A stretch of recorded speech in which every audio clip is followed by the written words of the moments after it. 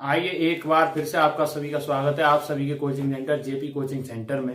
ये फिरोजाबाद का माना हुआ एक बेहतरीन कोचिंग सेंटर है जिस पर हमेशा हर साल 8-10 बच्चे टॉप करते हैं। इस बार हमारे यहाँ से ये मान लीजिए एक जिला टॉपर बच्चा आने वाला है जिसका नाम अभी बताया नहीं आएगा क्योंकि नाम अभी बता नहीं सकते क्योंकि रिजल्ट आया ही नहीं है। रिजल्ट आएगा तो उसका के नाम आपको बताया जाएगा। नहीं बात नहीं करते यार बेटा फालतू। ये हमारे यहाँ के पढ़ने वाले 2-4 बच्चे हैं, इनको आज थोड़ा दर्शन करा दीजिए सभी बच्चों का। ये बहुत मेहनती बच्चे हैं। ये 12th क्लास के सचिन कुमार हैं जो अपनी कामबाज नाम को पहचान में रखे हैं। ये शिव कुमार है जो कि वास्तविक में बहुत मेहनत करते हैं। ये लड़का जो बैठा हुआ है मफलर बांध करके, ये तो बेकार लड़का है। रमन कुमार मफलर बांधे हुए ये लड़का एसआर के कॉलेज फिरोजाबाद के माने हुए कॉलेज का, और ये है मानव दयाल का विद्यालय का सबसे मूर्ख लड़का। सिवाय इंस्टाग्राम चलाने के कोई काम नहीं है इसके पास। आइए हम अपने काम पे ध्यान देते हैं। आज हम क्लास 10th के सभी फॉर्मूलों के बारे में पढ़ने वाले हैं, ठीक है ना। आज हम प्रत्येक चैप्टर के फॉर्मूले के बारे में बताएंगे। जो भी क्वेश्चन आपसे पूछा जा सकता है उसके बारे में आपको बताएंगे। तो मैं शुरुआत कर रहा हूं आप सभी की चैप्टर नंबर 1 से। चैप्टर नंबर 1 से सबसे पहला आपके पास फॉर्मूला है, इसका नाम है बेटा यूक्लिड विभाजन प्रमेय का। यूक्लिड विभाजन प्रमेय का, यूक्लिड विभाजन प्रमेय का बोलिए या इसको एल्गोरिथम भी बोला जाता है। प्रमेय का या एल्गोरिथम क्या बोलते हैं इसको? एल्गोरिथम, ठीक है ना। एल्गोरिथम को इंग्लिश में क्या बोलेंगे? Euclid division लैम्बा। इसको क्या बोलेंगे इंग्लिश में? Euclid division लैम्बा। ये होती क्या है बेटा? भाज्य बराबर भाजक गुणा भागफल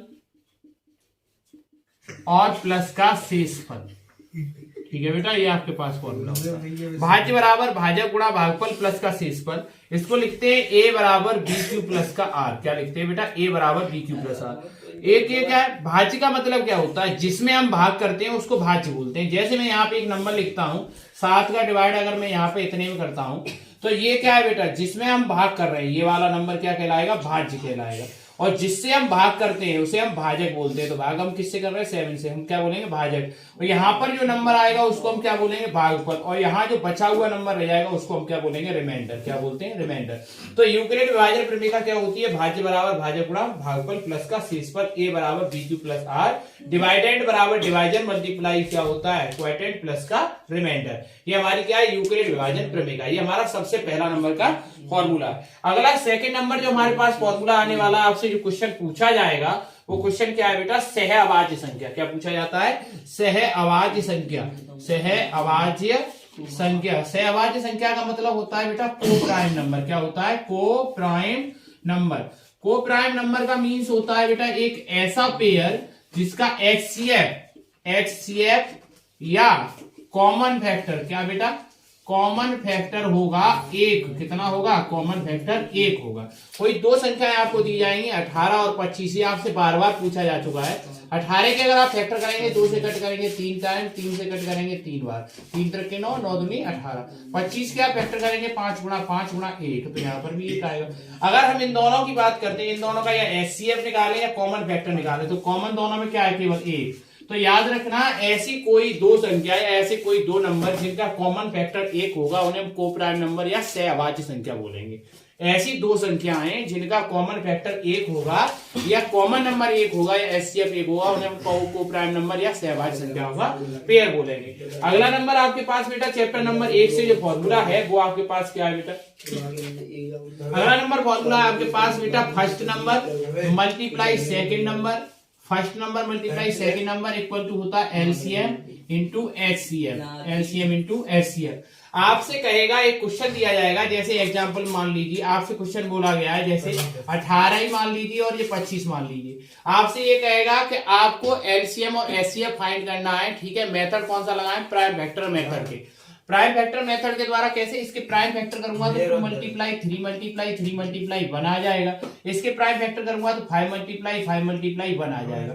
5 मल्टीप्लाई 5 मल्टीप्लाई 1 और 2 मल्टीप्लाई 3 मल्टीप्लाई 3 मल्टीप्लाई 1 आ जाएगा। ये आपके पास क्या है? इसके प्राइम फैक्टर हो गए। प्राइम फैक्टर के बाद सबसे पहला काम है आपका HCF फाइंड करें। तो HCF क्या होता है? जो कॉमन नंबर है। तो कॉमन नंबर आपके पास क्या मिल गया बेटा? 1 मिल गया। Common number 1। अब बात की जाएगी LCM। तो LCM का मतलब क्या है?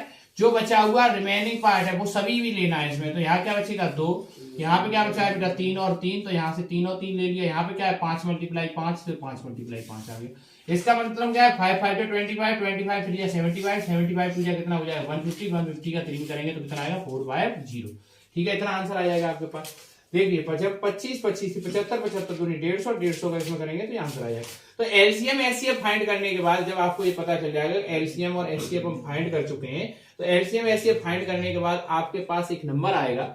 जैसे आपसे बोला जाएगा, जैसे यहां से कुछ भी मान लीजिए एक नंबर है, जैसे आपसे बोला गया एलसीएम एचसीएफ निकाल लिया आपने, आपने कहा जाएगा अब अपने उत्तर की जांच कीजिए, check your answer.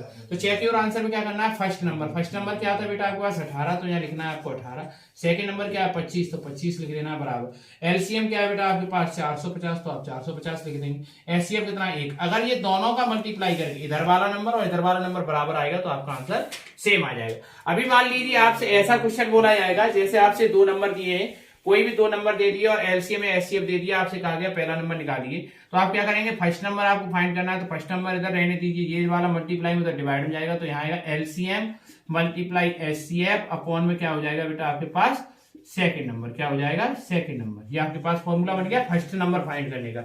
Second number को फाइंड करना है आपको, सेकंड नंबर का मतलब दूसरी संख्या, सेकंड नंबर निकालना है, तो फर्स्ट नंबर मल्टीप्लाई में उधर डिवाइड में जाएगा, तो यहाँ बन जाएगा एलसीएम इंटू क्या हो जाएगा बेटा एचसीएफ अपॉन में क्या आ जाएगा बेटा आपके पास फर्स्ट नंबर, क्या आ जाएगा फर्स्ट नंबर। अगर मान लीजिए आपको एलसीएम फाइंड करना है तो एचसीएफ को कहां ले आएंगे बेटा, इसके नीचे यहां लिख देंगे, तो एलसीएम बराबर हो जाएगा first number into second number upon HCF. अगर आपको मान लीजिए एचसीएफ फाइंड करना है तो एलसीएम को इधर ले आएंगे, फॉर्मूला क्या होगा first number multiply second number upon LCM. इसी से जो है सभी फॉर्मूले बन जाएंगे। तो आपसे ये पूछा जाएगा, एक मोस्ट इंपोर्टेंट टॉपिक आपसे ये पूछा जाता है एमसीक्यू में, हर बार पूछा जाएगा, ठीक है, सम रहने वाला पूर्णांक, सम रहने वाला पूर्णांक, सम रहने वाला पूर्णांक।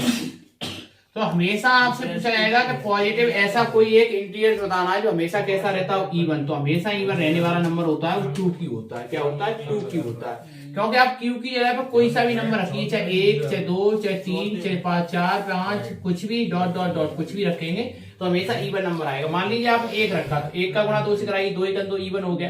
2 रखेंगे तो 2 दूनी 4 आएगा, वो भी इवन नंबर है। 3 रखेंगे तो 3 दूनी 6 आएगा, वो भी इवन नंबर है। 3 के बाद 4 रखिए, 4 दूनी 8 आएगा, वो भी इवन नंबर है। 5 रखिए, 5 दूनी 10, वो भी इवन नंबर है। और 6 दूनी 12, ये भी आपका इवन नंबर है। तो हमेशा सम रहने वाला जो आपके पास पूर्णांक होगा वो क्या होगा 2 की होगा, क्योंकि हमेशा इवन नंबर देता है। सेकंड नंबर आपसे पूछा जाता है विषम पूर्णांक रहने वाला, विषम, ठीक है, रहने वाला पूर्णांक। तो विषम रहने वाला जो पूर्णांक होता है वो हमेशा क्या होता है बेटा 2 क्यू प्लस का 1 होता है। क्या होता है 2 क्यू प्लस का 1। क्यों होता है, क्योंकि आप यहाँ क्यू की जगह पे वैल्यू 1 2 3 4 डॉट डॉट डॉट कुछ भी रखिए। जैसे आपने 1 रखा तो 1 का इससे मल्टीप्लाई करेंगे 2 1 2 और 1 कितना हो गया 3, ये भी कैसा है ऑड नंबर। आप यहाँ पे 2 रखिए, 2 2 या 4 4 और 1 कितना हो गया 5, ये भी कैसा ऑड नंबर। तो ऑड नंबर जब भी पूछेगा तो विषम पूर्णांक कैसा होता है तो 2 की प्लस 1 की फॉर्म में होता है। सम पूर्णांक कैसा होता है 2 की प्लस 1 की फॉर्म में होता है। ये हमारे चैप्टर नंबर फर्स्ट के बहुत ही ज्यादा पूछे जाने मोस्ट इंपोर्टेंट क्वेश्चन है बेटा, ठीक है। चैप्टर नंबर 1 में ये हमारे पास आएगा।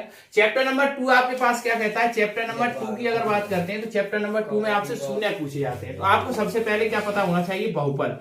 क्या पता होना चाहिए, बहुपद। बहुपद मींस होता है पॉलिनोमियल्स या कह सकते हैं हम इक्वेशन, पॉलिनोमियल्स या इक्वेशन। बहुपद की बात करें तो बहुपद को हम 2 प्रकार से पहचानते हैं, एक पद के आधार पर, काय के आधार पर बेटा, पद के आधार पर, और दूसरा नंबर हमारे पास होता है, ये पहला पॉइंट हो गया, और दूसरा नंबर होता है घातों के आधार पर। काय के आधार पर बेटा, घातों के आधार पर। तो पावर के आधार पर, ठीक है, बेस ऑफ क्या पावर्स और बेस ऑफ क्या टर्म। तो टर्म के आधार पर हम बात करें, सबसे पहला नंबर है एक पदीय। क्या होता है बेटा, एक पदीय। एक पदीय का मतलब क्या होता है, एक ऐसा पद, मतलब मोनोमाइल्स जिसे बोलते हैं, मोनोमाइल। इसका एक पदीय का मतलब है जिसमें केवल एक टर्म होता है। जैसे मैंने यहाँ लिख दिया 3x 4y या 7/3z, जिनमें 1 टर्म है, उसको हम एक पदीय बोलते हैं, ठीक है, मोनोमाइल्स। अगर बात करें बाइनोमाइल्स, बाइनोमियल क्या होता है, बाइनोमियल, मोनोमियल और ट्राइनोमियल क्या होते हैं, द्विपदीय को बोलते हैं हम बाइनोमियल। क्या बोलते हैं, बाइनोमियल। द्विपदीय का मतलब है बाइनोमियल, जिसमें 2 टर्म होते हैं, 3x - 2 हो गया, 4/3z प्लस का 2 हो गया, इसमें 2 टर्म है, 1 हो गया 2 हो गया, ये 2 टर्म वाले को हम द्विपदीय बोलते हैं। अगर बात करें हम तीसरे की तो क्या नंबर है बेटा, त्रिपदीय।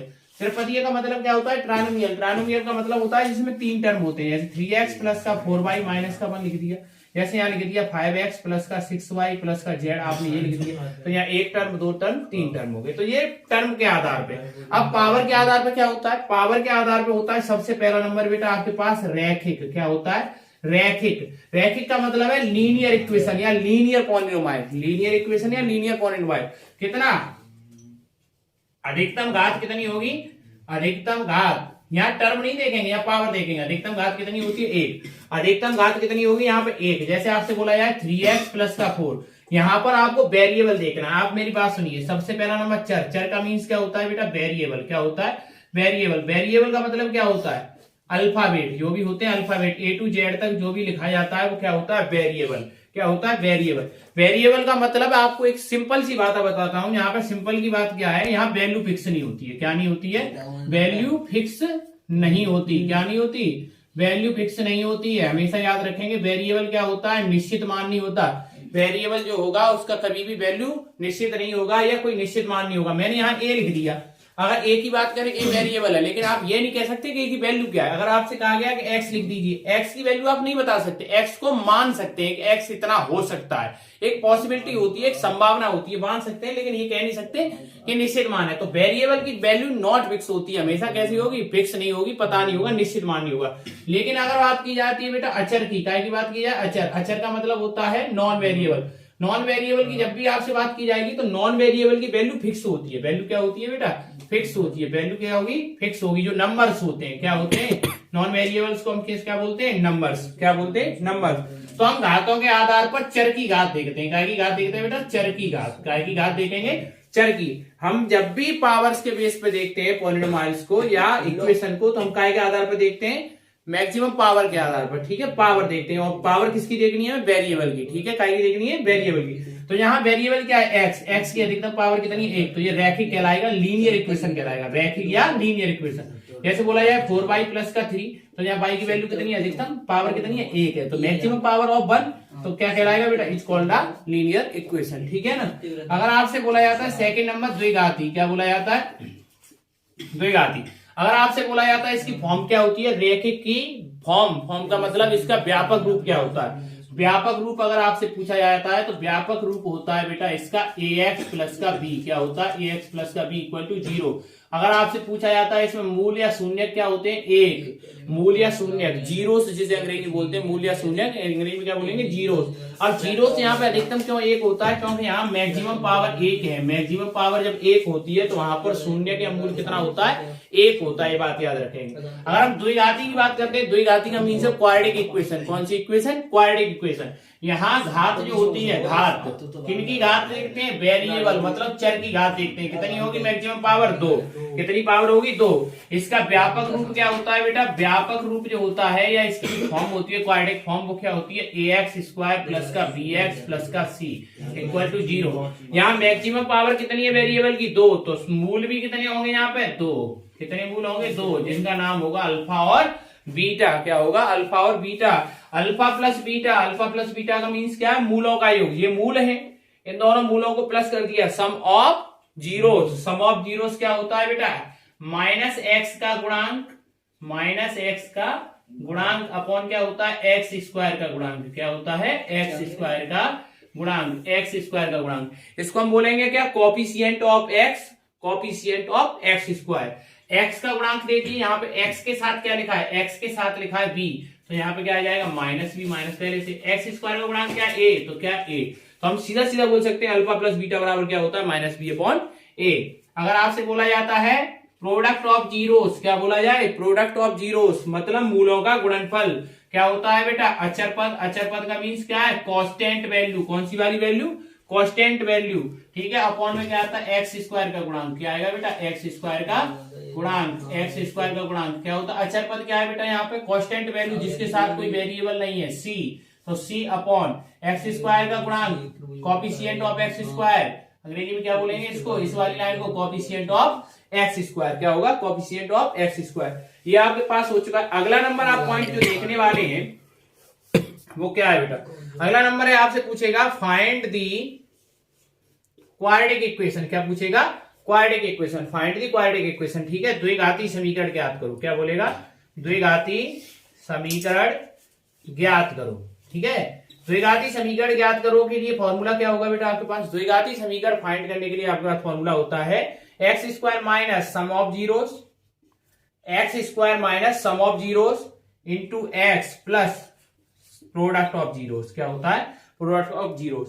X square minus sum of zeros multiple x plus product of zeros equal to 0। X square minus मूलों का योगफल प्लस मूलों का गुणनफल बराबर 0।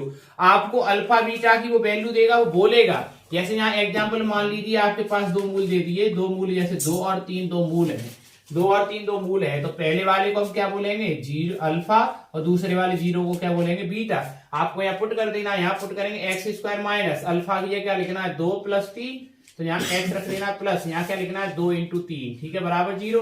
तो इसको सॉल्व करेंगे एक्स स्क्वायर, और ये कितना हो जाएगा? माइनस का 5x प्लस का कितना हो जाएगा? 6 बराबर हो जाएगा 0। तो आपको याद रखना फॉर्मूला क्या है बेटा? ये आपके पास फॉर्मूला होगा, ये वाला, ये फॉर्मूला है आपका x square minus alpha plus beta into x plus alpha into beta बराबर 0। ठीक है बेटा, ये आपके पास द्विघाती समीकरण ज्ञात करने का फॉर्मूला हो गया जब भी आपको मूल दिए जाएंगे द्विघाती समीकरण, फाइंड द क्वाड्रेटिक इक्वेशन। अगला नंबर फॉर्म क्या होगा बेटा आपके पास? अगला नंबर आपके पास फॉर्मूला है, ठीक है बेटा, कौन सा वाला? Quadratic formula. कौन सा वाला? क्वाड्रेटिक फॉर्मूला, जिसे हिंदी में बोलते हैं द्विघाती सूत्र। क्या बोलते हैं? द्विघाती सूत्र, क्वाड्रेटिक फॉर्मूला या द्विघाती सूत्र। ये फॉर्मूला कब यूज करते हैं? जब हम फैक्टर नहीं कर पाते, कोई भी एक क्वाड्रेटिक इक्वेशन दी जाए और उसके हम फैक्टर ना कर पाए, कोई भी एक ऐसी इक्वेशन आपको दी गई हो जिसके हम क्या ना कर पाए बेटा? फैक्टर ना कर पाए, तो वहां पर फॉर्मूला क्या होता है? Variable equal x equal minus b, ठीक है, प्लस माइनस अंडर रूट में बी स्क्वायर माइनस का 4ac, b square minus 4ac upon 2a upon 2a। और क्वाड्रेटिक इक्वेशन क्या होगी बेटा? ax square plus bx plus c की फॉर्म में आपको दी जाएगी। आप इससे कंपेयर करेंगे, एक्स स्क्वायर के साथ जो होगा वो a की वैल्यू होगी, यहाँ पर जो दिया जाएगा वो b की, और यहाँ पर जो दिया जाएगा c की। जैसे आप मान लीजिए अभी हमने एक फॉर्मूला एक्स स्क्वायर माइनस का 5x प्लस का 6 बराबर 0, ये कोई क्वाड्रेटिक इक्वेशन आपको दी गई है, आप इसके फैक्टर नहीं कर पा रहे, तो इससे कंपेयर करेंगे तो यहाँ कुछ नहीं, वन मान लीजिए, तो एक्स स्क्वायर के साथ a है, तो ये a की वैल्यू ये हो गई, एक्स स्क्वायर के प्लेस पे एक्स स्क्वायर है। अब b की वैल्यू -5 हो गया, x की अब x है, और c की वैल्यू क्या हो गया? प्लस का 6। तो यहाँ पे आप वैल्यू लिखेंगे सबसे पहले, जैसे a बराबर 1 हो गया, b बराबर -5 हो गया, और c बराबर क्या हो जाएगा? +6, और इस फॉर्मूले में क्या कर देंगे? पुट कर देंगे। और फिर लास्ट टाइम में जब पूरा सॉल्व करेंगे तो प्लस माइनस ले लेंगे, एक बार प्लस यहाँ पे, एक बार माइनस ले लेंगे, आपका आंसर आ जाएगा। तो यहाँ पर द्विघाती सूत्र हो गया, क्या होता है? X equal minus b plus minus under root b square minus 4ac upon का 2a, आपका क्या हो गया? द्विघाती सूत्र हो गया। अब आपके पास अगला नंबर जो क्वेश्चन है आपके पास, वो फॉर्मूले में आपसे जो पूछा जाएगा वो क्वेश्चन है क्या बेटा? आप सबसे पहले एक क्वेश्चन को समझेंगे। एक क्वेश्चन होता है, आपसे बोलेगा, ठीक है, आपसे क्वेश्चन बोलेगा बेटा पूर्ण वर्ग विधि द्वारा, पूर्ण वर्ग विधि द्वारा, पूर्ण वर्ग विधि द्वारा द्विघाती समीकरण को हल करो, द्विघाती समीकरण को हल करो, पूर्ण वर्ग विधि द्वारा द्विघाती समीकरण को हल करो। तो पूर्ण वर्ग विधि का मतलब क्या है बेटा?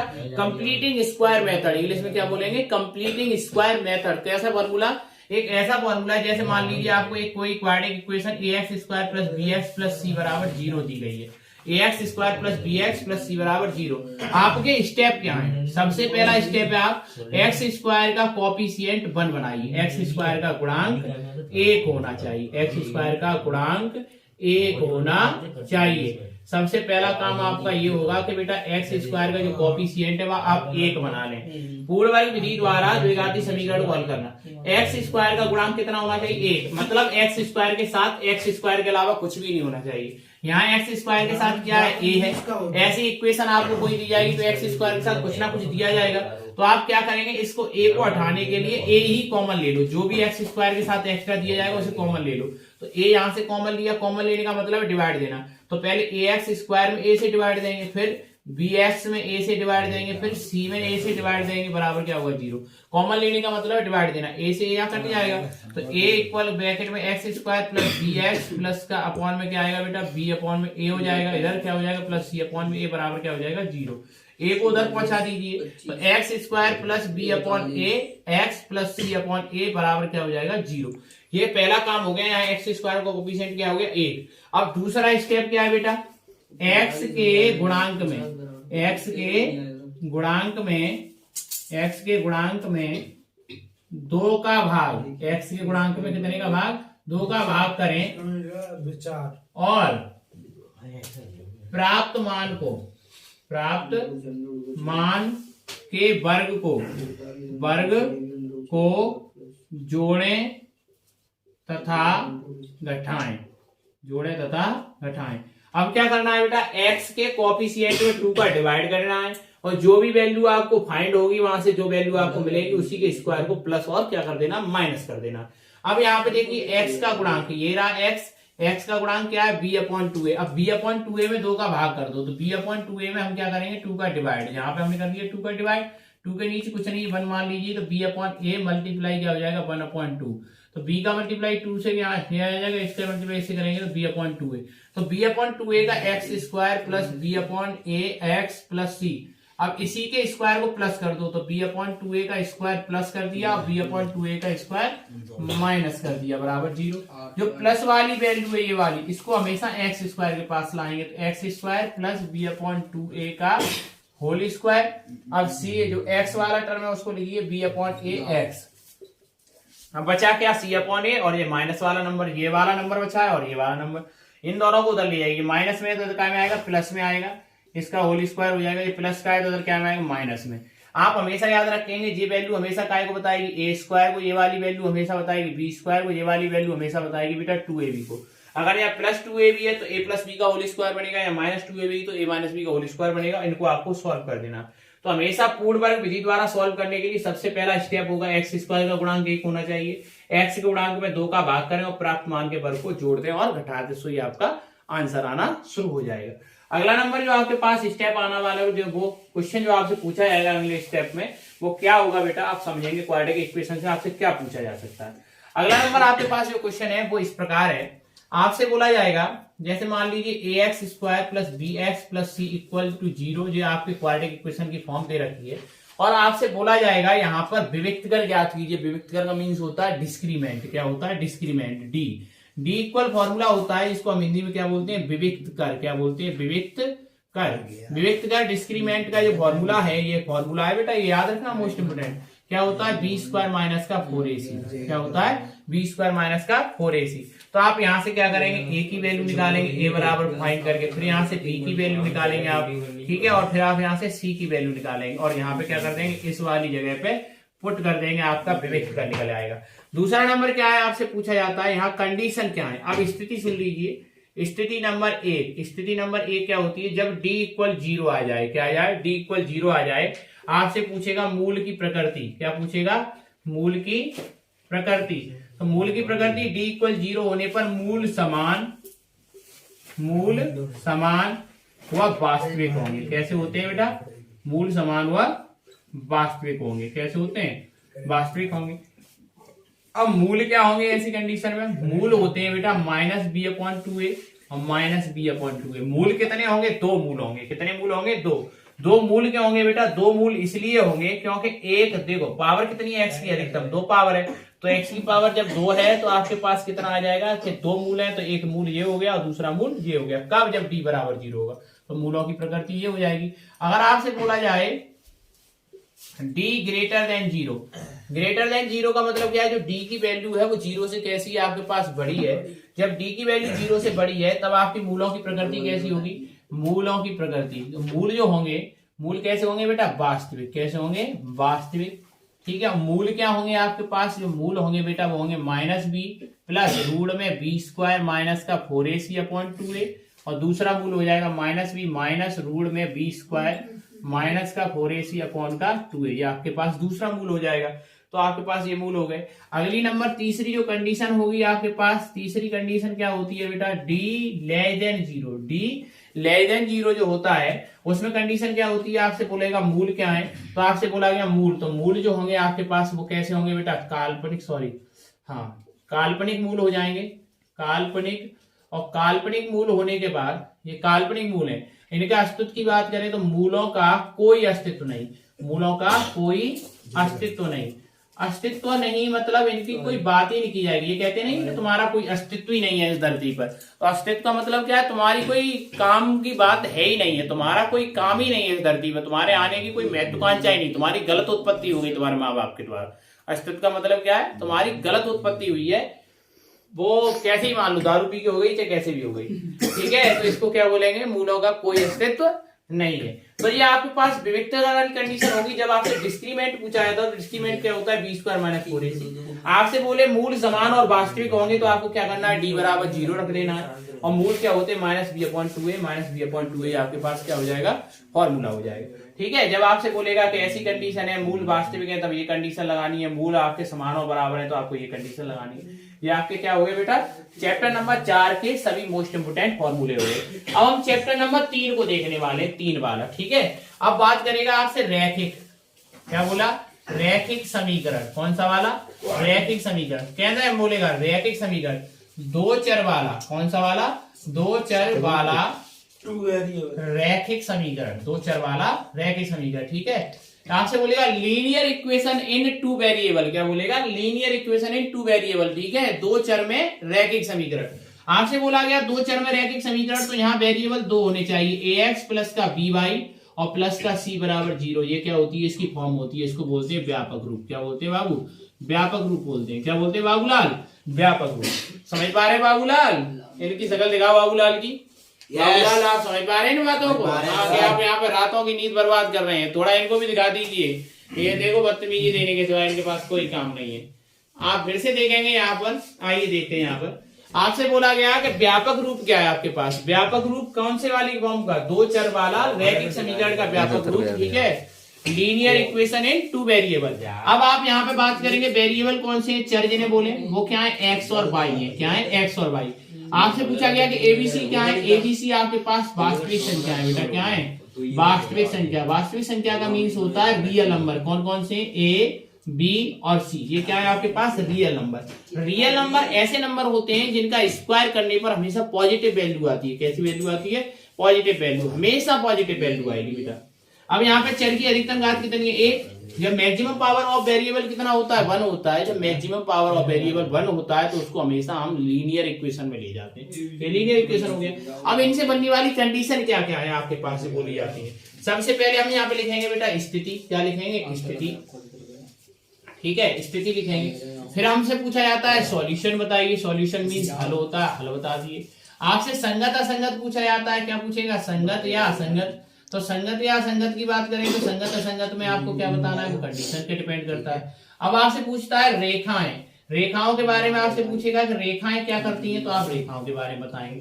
तो आप यहाँ पे देखेंगे नंबर पहला कंडीशन, नंबर पहली कंडीशन है a1 बटे a2 बराबर b1 बटे b2 बराबर c1 बटे c2।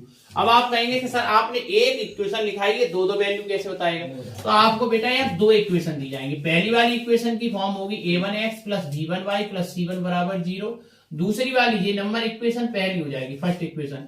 दूसरी इक्वेशन a2x प्लस का b2y प्लस c2 बराबर 0। आपके पास दूसरी इक्वेशन ये हो जाएगी, आपकी दूसरी इक्वेशन हो गई, ठीक है। a1x plus b1y plus c1 बराबर 0, a2x plus b2y plus c2 बराबर 0। ये आपके पास दो इक्वेशन दी जाएंगी। पहली इक्वेशन से a1 b1 c1 की वैल्यू, दूसरी इक्वेशन से a2 b2 c2 की वैल्यू निकलेगी। फिर आपको अगर कंडीशन ऐसी मिलती है कि a1 का रेशियो a2 के साथ, b1 का रेशियो b2 के साथ, c1 का रेशियो c2 के साथ, अगर रेशियो मींस अनुपात इक्वल की फॉर्म में आते हैं, बराबर फॉर्म में आते हैं, उसको हम बोलते हैं अनेक हल। क्या बोलेंगे, अनेक या अनंत। क्या बोल देंगे, अनंत। अनंत का मीन्स होता है मैनी सॉल्यूशन, अनेक हल होंगे। कैसे होंगे, अनेक हल होंगे बेटा। ये आपके पास कंडीशन हो गई सबसे पहले नंबर की। अब बोले संगत। संगत का मतलब होता है, आपसे कहा जाए चार लोग अगर एक साथ चल रहे हैं और चारों की मत वेदना या दिमाग का विचार एक ही हो, नीम के पेड़ को देखकर अगर वो आम कहने को लग जाएंगे ये सब आम है आम है आम है, तो उनकी संगति कैसी है, एक है। तो संगत का मतलब होता है सबकी विचारधाराएं समान होना। तो सबका रेशियो समान है तो उसको हम क्या बोल देंगे, संगत। क्या बोल देंगे, संगत। समझ में आ रही है, जब सभी रेशियो सेम आते तो उसको संगत बोल दिया। रेखाएं कैसी होती हैं बेटा, इसमें संपाती। कैसी रेखाएं होती हैं, संपाती। अगर बात करी जाती दूसरी कंडीशन की, जैसे आपसे बोला a1 upon a2 not equal b1 upon b2। आपने दो रेशियो रखे थे कि दोनों रेशियो नॉट इक्वल में आ गए, दोनों रेशियो नॉट इक्वल में आ गए तो हम यहाँ क्या बोलते हैं बेटा, अद्वितीय हल। क्या बोलते हैं, अद्वितीय हल। अद्वितीय हल या एक हल, या एक हल, ठीक है। अद्वितीय हल का मीन्स क्या है, यूनिक सॉल्यूशन। यूनिक सॉल्यूशन का मतलब है एक ऐसा सॉल्यूशन मिलना जिसके बारे में केवल एक ही चीज हो। यूनिक का मतलब होता है, आपसे बोला भी जाता है हमेशा बनिए तो यूनिक बनिए, यूनिक नहीं बन पा रहे तो कुछ मत बनिए, लोफर बन जाइए बिल्कुल पीने खाने वाले, चाहे कहीं पर सूतो चाहे कहीं पर थूको, बात समझ में आ रही है? तो यूनिक बनने का मतलब है सबसे अलग बनिए, जिसके जैसा कोई और ना हो। अद्वितीय का मतलब होता है ऐसा कोई और ना बन पाए, उसको यूनिक बोलते हैं। तो यूनिक सॉल्यूशन कब होते हैं? जब a1/a2 नॉट इक्वल b1/b2 होता है। a1 का रेशियो a2 के साथ, b1 का रेशियो b2 के साथ, हमेशा याद रखेंगे। तो आप देखिए अब इनकी भी तो कंडीशन सेम हो गई। सेम कंडीशन में ये भी एक दूसरे के बराबर नहीं, सभी बराबर नहीं होते, तब भी क्या होता है बेटा? संगत। क्या होता है? संगत। और यहाँ पर क्या होता है? प्रतिच्छेदी रेखा। कौन सी रेखा? प्रतिच्छेदी। प्रतिच्छेदी। अगर संपाती की बात करें तो संपाती का मतलब क्या है? रेखा पर रेखा। क्या होता है? रेखा पर रेखा। रेखा के ऊपर की रेखा। जैसे ए बी कोई एक लाइन थी, पहले मान लीजिए ए बी कोई लाइन है और इसी लाइन के ऊपर एक दूसरी लाइन को ड्रॉ कर दिया जाए, जैसे सीडी दूसरी लाइन इसी के ऊपर खींच दी, तो इसको हम बोलेंगे रेखा पर रेखा होने का मतलब संपाती। प्रतिच्छेदी का मतलब रेखा का रेखा काटना, रेखा से रेखा काटना, रेखा काटना। रेखा से जब रेखा को काटा जाता है ऐसे करके बाइसेक्ट कर दिया, ये वाली लाइन और ये वाली लाइन, इसको हम लाइन को बोलते हैं, ये वाली लाइन को ए भी बोल दिया और इस वाली लाइन को हमने सीडी बोल दिया। तो जब एक दूसरे को काटेंगे तो हम प्रतिच्छेदी बोलेंगे। अगला नंबर पॉइंट आपके पास क्या है? a1/a2 बराबर b1/b2, ठीक है, नॉट इक्वल c1/c2। ये हो गया a1/a2 बराबर b1/b2 नॉट इक्वल c1/c2। तो जब देखिए जब दोनों लोग ये समान है और तीसरा वाला अलग चल रहा है तो इनकी संगति कैसी होगी? अलग अलग। तो ये हो गए असंगत। कैसे हो गए? असंगत। दो लोगों की मत वेदना एक थी लेकिन तीसरा वाला अलग चलने लगा अपनी अलग दिशा में। ऐसी कंडीशन को बोलेंगे कोई हल नहीं, इनका कोई हल नहीं। बात समझ में आ रही है? कोई हल नहीं। अब मान लीजिए कोई मार्केट में आप सामान लेने के लिए गए, तीन लोग मिलकर के गए, तीनों के पास पैसे थे, तीनों ने क्या कहा कि तीनों जने मिला करके, मान लीजिए आप 20 रुपए की मूंगफली लेना चाहते हैं, मेरे पास 10 रुपए, बाकी के हमारे योगलाल बैठे हुए हैं और महतीलाल बैठे हुए हैं, इनके पास कुछ रुपए। तीनों लोगों ने सोचा था कि 20 रुपए की मूंगफली लेंगे, मेरे पास 10 रुपए थे, मैं ही चालू चिड़िया बन गया और इनके पास 5-5 रुपए थे, ये देना तैयार हो गए। ये कह रहे थे मूंगफली बराबर बटेंगे भाई, सब कुछ भी हो जाए। तो हमने पैसे नहीं दिए, मैं सबसे अलग हो गया, तो हमारी कोई संगति नहीं है, हम असंगत हो गए और हमारा कोई हल नहीं निकला। हम घर से निकले मूंगफली खाने के लिए, 2 किलोमीटर पैदल भी चल के गए और वहां पर हमारा कोई हल नहीं निकला। तो ऐसी कंडीशन को बोलेंगे कोई हल नहीं। और इनको हम क्या बोलते हैं? समांतर। क्या बोलते हैं? समांतर लाइन। कैसी लाइन बोलेंगे? समांतर। समांतर का मतलब समान अंतर। कैसा अंतर? समान अंतर। समान अंतर हो, समान अंतर हो और कभी ना मिले, और कभी ना मिले, कभी ना मिले। तो देखो अभी विचारधारा भी नहीं मिली थी हमारी, कभी ना मिले। तो ऐसे करके लाइन्स होती है जिनके बीच की गैपिंग हर एक पॉइंट पर कैसी होती है? समान, जिन्हें हम बोलते हैं रेल की पटरियां। क्या बोलते हैं? रेल की पटरियां। तो रेल की जो पटरियां होती हैं बेटा वो हमेशा कैसी होती हैं? पैरेलल होती हैं, समांतर। आपने देखा है कहीं पर भी पटरी का गैप कम हो जाएगा वहीं पर ट्रेन पलट जाएगी। तो हमेशा ट्रेन का जो गैपिंग रहती है वो कैसी रहती है? समान गैपिंग में रहती है, इसलिए हमेशा उसको यही बोला जाता है। तो ये आपके पास पहली कंडीशन हो गई। सबसे पहले आपको याद रखना है अनेक हल कब होंगे, अद्वितीय हल कब होंगे, कोई हल कब होगा, संगत कब होंगे, असंगत कब होंगे, संपाती लाइन कब होंगी, प्रतिच्छेदी कब होंगी और समांतर कब होंगी। दूसरा पॉइंट आप इनमें समझने वाले हैं बेटा, आपसे पूछा जाएगा वो पॉइंट क्या है आपके पास। आपसे अगला नंबर जो पॉइंट पूछा जाएगा तीसरे चैप्टर में वो क्या है? आपसे पूछा जाता है अगला नंबर पॉइंट है वो आपके पास, वो ये है 2 अंकों की संख्या। क्या पूछा जाएगा? 2 अंकों की संख्या ज्ञात करो। 2 अंकों की संख्या, ठीक है, फाइंड द 2 डिजिट नंबर। 2 अंकों की संख्या, फाइंड द 2 डिजिट नंबर आपसे पूछा जाएगा। तो आप हमेशा मानना, उसको मानना मीन्स लेट्स करना। क्या मानोगे? X y. क्या मानोगे? X y. ये वंश टर्म, ये टेंस टर्म, ठीक है, वंश, टेंस, 100, थाउजेंड ऐसी तो पढ़ते हैं सीबीएसई बोर्ड वाले। और यूपी बोर्ड वाला भाई सब कैसे पढ़ेगा? इकाई और जीरई दाई। इकाई किसे? दाई। इकाई वाले में कितने से मल्टीप्लाई कर देगा? गुणा। एक कर देगा भैया, और दाई वाले में कितने कर देगा? 10 से गुणा कर देगा। ऐसा कर तो यूपी बोर्ड वाला सीधो धाकड़ दौड़ा मिलेगा बिल्कुल। खाएगे रोटी बाजरा की मटा मीट का तुरंत तैयार रह जाएगा, लियो जी रखो। और सीबीएसई बोर्ड वाला क्या कहेगा? मम्मी पहले बनाओ सैंडविच या पास्ता, तब करूंगा मैं नाश्ता। ये है कंडीशन सीबीएसई बोर्ड वालों की। और मुंह में दल लेंगे फोन, ऊपर तोड़ लेंगे चदरा और कर रहे जिंदगी बर्बाद। जैसे सीबीएसई बोर्ड के जे रहे बिना काम के धंधे के, जी हमेशा हंस के इनकी शकल दिखा, बिना काम के हमेशा 24 घंटे इन पे हंसना आता है, बस टाइम की बर्बादी कर रहा है ये लड़का। इधर आ जाएगी, लौटी आएगी, लौटी आएगी। अब इकाई वाला जो वंश वाला टर्म है उसमें कितने से मल्टीप्लाई करेंगे? 1 से, तो पाई मल्टीप्लाई 1 हो जाएगा। ये वाले में कितने से करेंगे बेटा? 10 से मल्टीप्लाई, तो यहाँ 10 मल्टीप्लाई प्लस करेंगे, तो जो नंबर हमारे पास आने वाला है वो 10x + y। क्या है बेटा 10x प्लस वाई।